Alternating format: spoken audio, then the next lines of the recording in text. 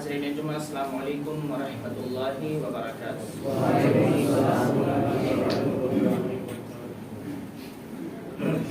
الحمد للہ وکفی وسلام علی عباده الذین اصطفی، اما بعد فاعوذ باللہ من الشیطان الرجیم، بسم اللہ الرحمن الرحیم۔ قد جاءکم من اللہ نور وکتاب مبین، صدق اللہ المولانا العظیم، وبلغنا رسوله النبي الأمين المختار الكريم، ونحن على ذلك لمن الشاهدين والشاكرين، والحمد لله رب العالمين۔ آئیے کچھ عرض و معروضات پیش کرنے سے قبل سب سے پہلے آقا نامدار مدینے کے تاجدار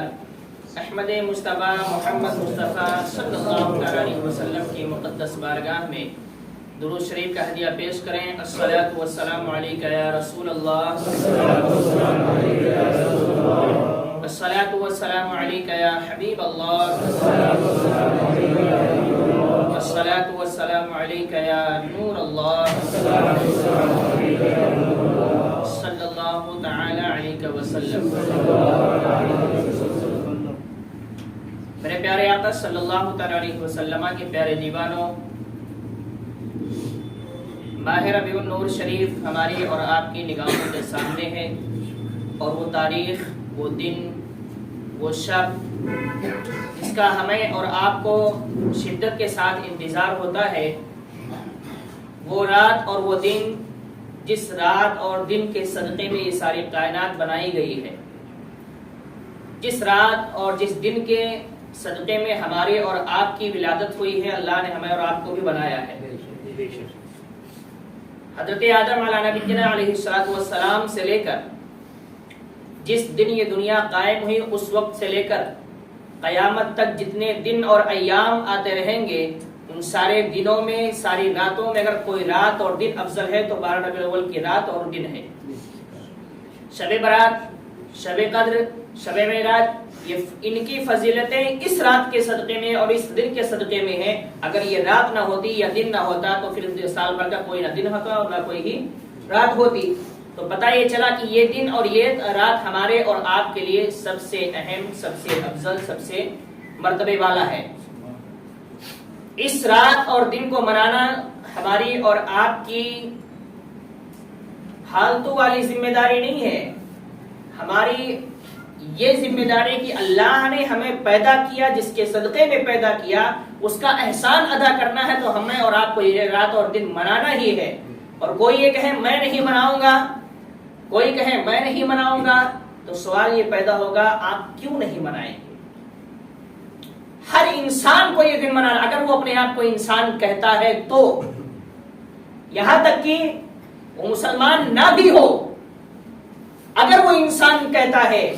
تو میرے آقا اس کے لیے بھی رحمت للعالمین بن کر آئے ہیں۔ اگر وہ جاندار ہے تو اس کے لیے بھی رحمت للعالمین بن کر آئے ہیں۔ میرے آقا کی ولادت سے پہلے کسی کا کوئی مقام نہیں تھا، صرف پیسے والوں کا مقام چلتا تھا۔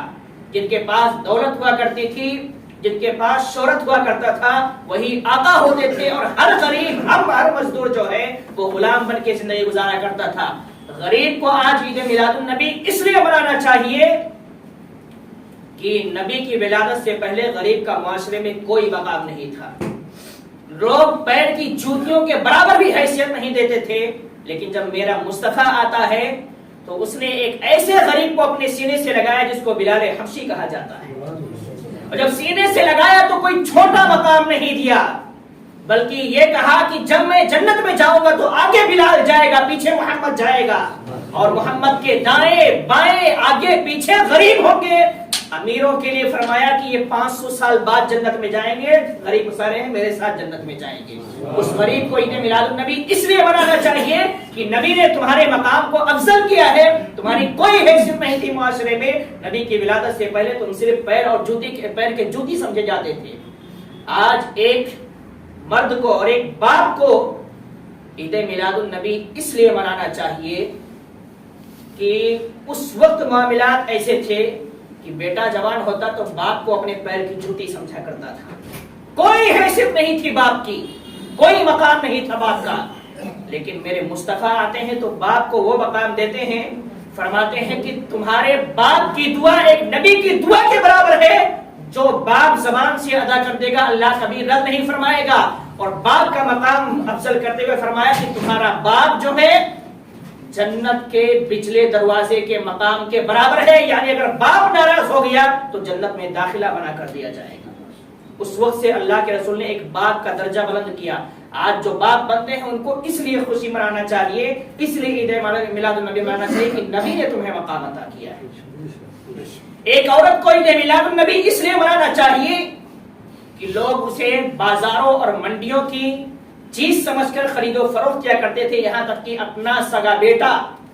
جب جوان ہوتا تھا، باپ کا انتقال ہو جاتا تو اپنی ماں سے یا تو نکاح کرتا تھا یا منڈی میں لے جا کر بیچ دیا کرتا تھا۔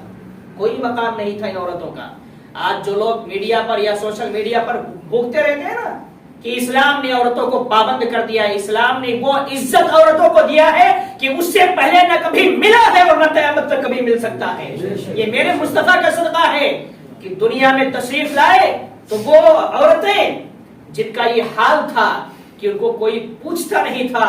سب سے پہلے 25 سال کی عمر میں ایک بیوہ سے نکاح کیا اور یہ فرما دیا، یہ بتا دیا کہ عورتوں کو کبھی کمزور نہیں سمجھنا، ان کو بے عزت نہیں سمجھنا، بلکہ ان کو اپنے سر کا تاج بنا کے رکھنا، اس لیے کہ اس عورت کا کمال یہ ہے کہ جب یہ بچی ہوتی ہے، پیدا ہوتی ہے تو باپ کے لیے رحمت بن کر اور جنت بن کے آتی ہے، اور جب یہ جوان ہوتی ہے، شادی ہو جاتی ہے تو اپنے شوہر کے لیے جنت بن جاتی ہے، اور جب یہ ماں بنتی ہے تو اللہ جنت کو اٹھا کے ساری جنت کو اس کے قدموں میں ڈال دیتا ہے۔ آج اس عورت کو اس لیے خوشی منانا چاہیے کہ نبی نے تمہیں یہ مقام عطا فرمایا ہے، اس سے پہلے یہ مقام کسی کو نہیں حاصل تھا۔ آج لوگ کہتے ہیں میلاد نہیں منانا چاہیے، میلاد کس کو منانا چاہیے؟ میں کہتا ہوں میلاد اس بچی کو منانا چاہیے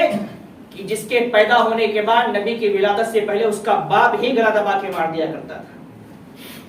اس کا باپ زبردستی اس کے ماں کے گود سے چھین کر لے جا کر زندہ دفن کر دیا کرتا تھا، یا پھر آگ جلا کے آگ کے حوالے کر دیا کرتا تھا۔ آج اس بچی کو میلاد اس لیے منانا چاہیے کہ میرے نبی دنیا میں تشریف لائے تو انہوں نے درس دیا کہ جس کے گھر میں بچے پیدا ہو جائے وہ اپنے بچی کی پرورش کرے اور خوشی کے ساتھ نکاح کر کے اس کے اپنے گھر روانہ کر دے، اللہ اس پر جنت کو واجب کر دیتا ہے، وہ جنتی ہو جاتا ہے۔ اس بچی کو اس لیے عید میلاد النبی منانا چاہیے۔ لوگ کہتے ہیں عید میلاد النبی کس کو منانا چاہیے؟ میں کہتا ہوں کہ آج ہم بھلے سے نہ منائیں، جانور جو ہے نا، جانور وہ بھی عید میلاد النبی منا رہے ہیں، اور نبی کی جب ولادت ہوئی تھی تو یہ پیڑ پودے چاند سورج گھاس پھوس جتنے بھی ہیں نا، سب نبی کا میلاد منا رہے تھے۔ نبی کا میلاد اس لیے منانا چاہیے کہ ہم آج جو کچھ بھی ہیں، ہماری سانسیں چل رہی ہیں تو یہ نبی کا صدقہ ہے۔ وہی دنیا میں آنا تھا، انہی کو آنا تھا، اس لیے اللہ نے ہمیں بھیجا، ورنہ اگر ان کو بھیجنا مقصود نہ ہوتا تو پھر ساری کائنات کو اللہ بناتا ہی نہیں۔ تو نبی کا میلاد منانا چاہیے اور سچے دل سے منانا چاہیے،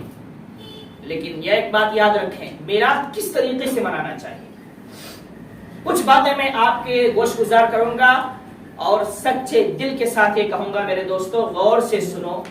اپنے دل میں بٹھاؤ، بالخصوص میں اپنے نوجوان بھائیوں سے، میں آپ کا وفادار ہوں،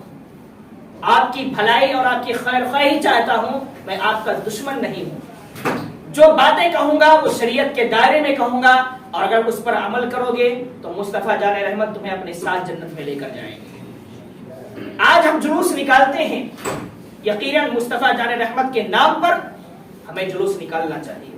ہم دوسرے کام بہت ذوق و شوق کے ساتھ کرتے ہیں، اور جس کے صدقے میں اللہ نے ہمیں بھیجا، اگر اس کے نام کا جلوس نہ نکال سکے تو ہم کیسے مسلمان ہیں؟ جلوس نکالتے ہیں، نکالنا بھی چاہیے، لیکن جس طریقے سے نکالتے ہیں کچھ حرکتیں اس میں ایسی ہوتی ہیں جو مصطفیٰ جان رحمت کو خوش نہیں کرتی ہیں بلکہ ان کو ناراض کرتی ہیں۔ جلوس نکالو، طریقے سے نکالو، شریعت کے دائرے میں رہ کر نکالو، تاکہ قیامت کے دن جب مصطفیٰ جان رحمت کا سامنا ہو تو رسول اعظم ہم سے منہ نہ پھیرے بلکہ کہیں یہ میرا سچا غلام ہے جو میرے نام سے جلوس نکالا تھا، شریعت کے دائرے میں نکالا تھا۔ ڈی جے گانے بجانوں سے، ناچ گانے سے ہمیں پرہیز کرنا چاہیے۔ الٹے سیدھے نعرے، یاد رکھو ایک بات، ہم جوش میں آ جاتے ہیں، اس طرح کی جلوس میں، اس طرح کی محفلوں میں ہم جوش میں آ جاتے ہیں، اور ہمیں کوئی دکھ جاتا ہے تو ہم اور جوش میں نعرے لگاتے رہے اس کو تکلیف پہنچانے کے لیے۔ لیکن آپ نے کبھی یہ سوچا